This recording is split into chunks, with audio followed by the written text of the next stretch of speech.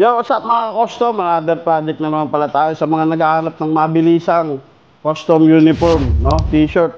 Customize natin, mabilisang, maliliit na mga logo, tagline. So ito, DTF printing. So ginamitan namin siya ng 100% cotton na t-shirt. So siyempre, makikita nyo yung mga maliliit na design. Yung tawag dyan is DTF. So yun yung front. Ito yung back. So yung client natin dito, isang Eagles Club, no? Shoutout sa mga kuya natin dyan sa Fraternal Order of Eagles, that's Philippine Eagles, no?